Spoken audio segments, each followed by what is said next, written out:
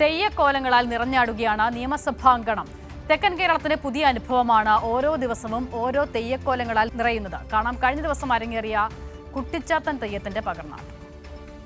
നിയമസഭാംഗണം ആഘോഷങ്ങളെ വെളിച്ചങ്ങളാൽ മാത്രം വരവേൽക്കുന്ന തലസ്ഥാന നഗരിയിൽ ഇരുട്ടിന്റെ അകമ്പടിയോടെ തെയ്യം അരങ്ങേറി.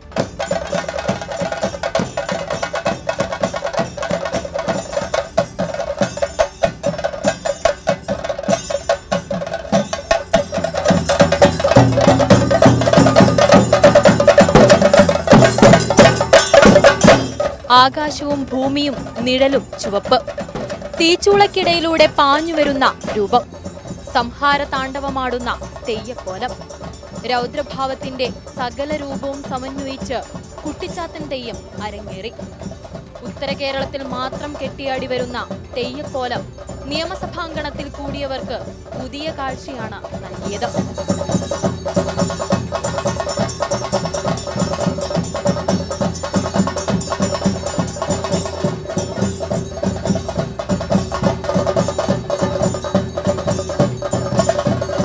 ശിവനും പാർവതിയും വള്ളുവനും വള്ളുവത്തിയുമായി മാറിയപ്പോൾ അവർക്കുണ്ടായ പുത്രൻ.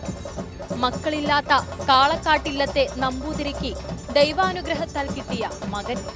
എന്നാൽ ബ്രാഹ്മണാചാരങ്ങൾക്ക് വിരുദ്ധമായി ആ ദൈവദത്തനായ പുത്രൻ പ്രവർത്തിക്കാൻ തുടങ്ങി.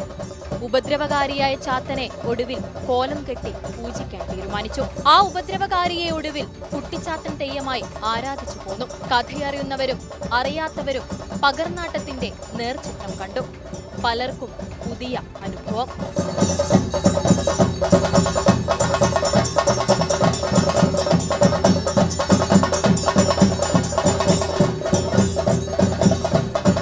നാലാമത് കേരള നിയമസഭാ പുസ്തകോത്സവത്തിന്റെ പ്രധാന ആകർഷണം തന്നെയാണ് പകർന്നാട്ടങ്ങളുടെ ഈ നേർരൂപങ്ങൾ.